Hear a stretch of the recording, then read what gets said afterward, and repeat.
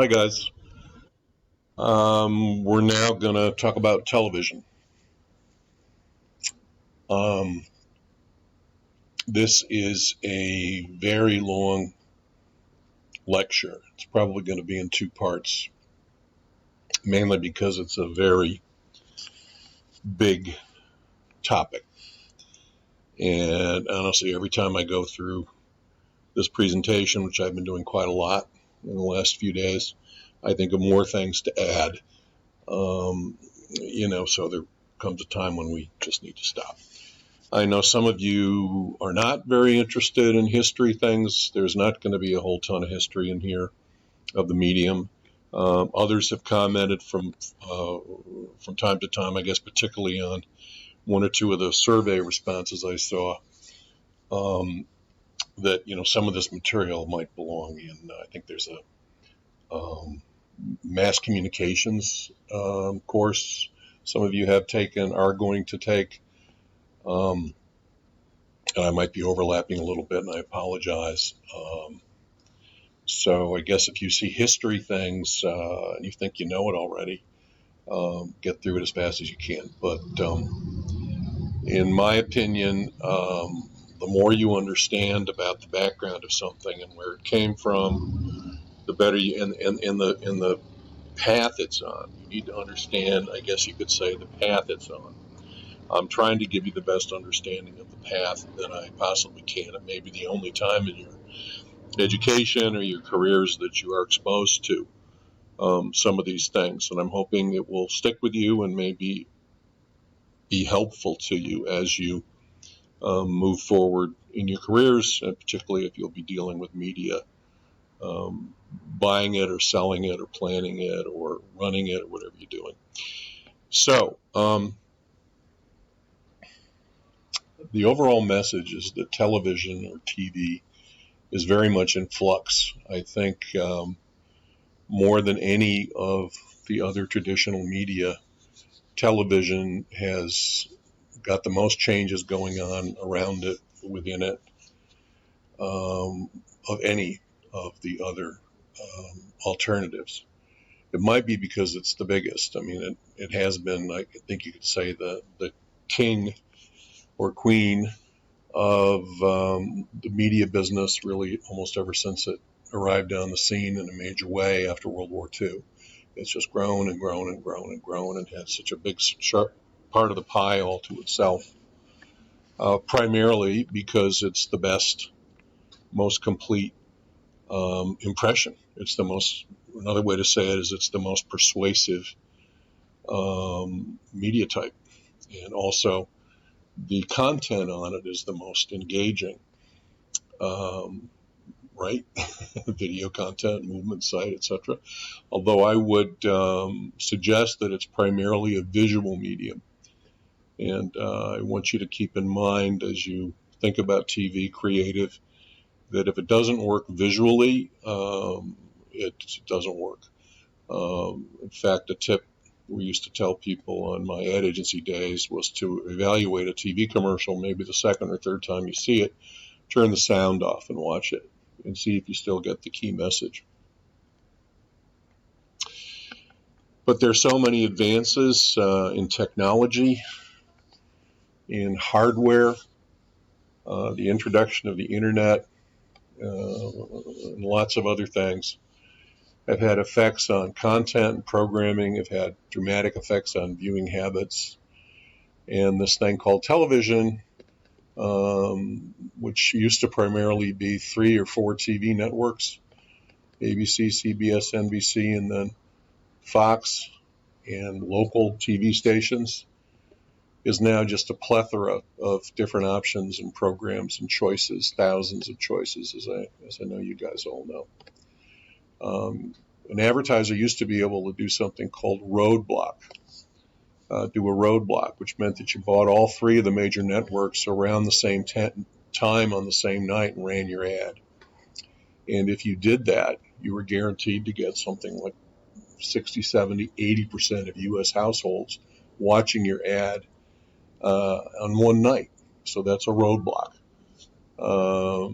One of the only ways to do that now is to buy something like the Super Bowl. if you think about it. So things have changed in many ways. Television is in flux. Just a moment or two to address what I know. I think did we do this? No, we didn't really do this with the radio yet. This is the first new thing I'm putting up for you guys. And I know we're all dealing with this, and these people are sitting too close together. And I just want to say a word about how sorry I am that this is where the live class is, the 206 class for the rest of the semester. And those of you in online 2, AC 271 are used to doing this online, but I'm going to be posting both of your guys' content. It's going to be the same content now that I'm posting every week. And you'll be able to look at these lectures at your leisure and just get them done, get the quiz or quizzes done on the lectures on Fridays. So for those of you on OL2, it's not going to be much of a change for you guys, but for those of you on 206, this is called asynchronous learning. I'm not going to be hosting live video chats classes. I think that's maybe not really the optimal way to do online learning. I'm going to post these lectures. You're going to look at them at your leisure and then do a quiz afterwards. But do try to keep up with the schedule. This is something I showed class 206. 206, actually, you guys are a little bit behind in terms of moving through the syllabus than the online class. Online class, you can ignore this. But these are some comments I put up in the last actual class, which I think was on March 13th on a Friday. Not too many of you attended the class, and you know that's fine. But for those of you who attended, thank you for coming. FIT's overall attitude to these things now is pretty loose. We want you guys to be happy and get your education, and we all want to do our best to do that. So, as I think I may have indicated previously to the 206 and also my other live classes I'm teaching this term, being strict about things like attendance is definitely not where we're at now. And so I've got a very open door with you guys. If you have concerns or questions or ideas about the class, this is OL2 or AC206, just email me or call me and we'll talk about it. Anyway, I'm not going to look at, these are the things I showed. 206. I have posted discussion forums about the class. I don't see too many people using them yet, but I'm thinking it's a good idea if people do have questions and things that they could go to me first so I'm aware of them, but they could end up being posted on the forum. That way everyone else in the class who may have the same questions can also look at them and look at the answers in the discussion. This was something I sent out to the OL2 class, but it's also relevant to 206. Now, you guys hopefully have watched the film Network, which came out in 1976. I posted a free link, which I hope it worked. It seemed to work for me, to the film. Now, I was doing it as an introduction to the topic of television. It is a brilliant film. For those of you who are non-New Yorkers or aren't in the city much, the film was turned into a Broadway play a little over a year ago, and it did pretty well. It ran in London first, and then went to Broadway. The lead actor in it, Brian, and I can't think of his last name, he won the Tony Award for Best Actor, and he won also in London. He won the Olivier Award for Best Actor. Anyway, it's still relevant today, okay, because it's all about getting ratings. Ratings. And if you're running television as an advertising business, ratings are what makes the cash register ring, and that's what that film's about. And I want you guys to just be aware of that and put that under your belt. And I think it's also a very provocative and interesting film, and I hope you liked it. These are the rest of the things. We've got to get caught up on these MMJs, and I think I've asked for those radio ones from both classes to be done by Friday. Make sure you do your radio reading in addition to listening to the radio lecture. The best way to find out what the textbook has to say about radio is actually just to look in the index in the back of the book and read everything that talks about radio. Try to do that, by the way, before you do your radio MMJ. The midterm is next week. It's going to be for the 206 class, it's going to be a live midterm during class hours. For the OL2 class, it'll be asynchronous. I'll post it probably on Monday. Okay. Anyway, that's a lot of stuff about kind of where we are and what we're doing right now. And here's maybe not such an urgent question, and I feel sort of trivial putting something like this up, but nevertheless, something you might want to kind of think about now, because you're marketers, all of you, or you're studying marketing, you're thinking like marketers. How do you think all this COVID-19 coronavirus stuff, for lack of a better word, is going to affect consumer behavior, shopping behavior, travel? Will it modify everyone's behavior for the future somehow? If so, how will that play out? And you're studying media, of course, aren't we? How will what's going on now affect media all over the world? For example, we now don't have a lot of sports events being broadcasted. Seasons of basketball, baseball have been canceled. So major driving of TV ratings has disappeared.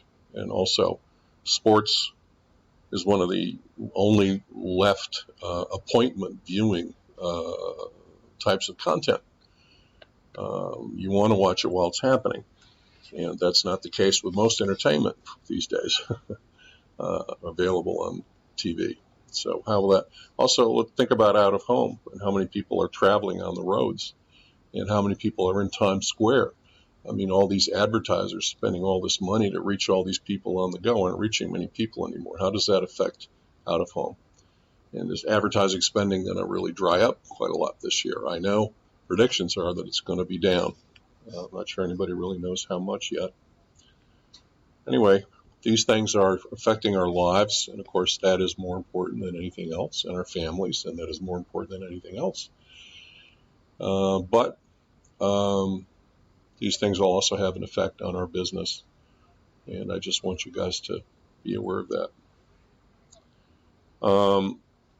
I want to talk about, before we do TV, I do want to say a few things about a very important topic, which is the topic of free speech, disinformation, ... A few of you have mentioned you wanted to do more discussions on that, and I would like to too. I was really waiting until we got into TV and internet advertising and social networks and stuff before we really got into it in a big way, but I do want to touch on a few things today, and then we will talk about TV to a fairly great extent. Of course, one of the issues with television is, what is it? Is it the TV set, or is it video content in general, or is it video content that runs on a TV set? What actually is television? I'm going to stop here, and then we'll start up again with the topic of free speech.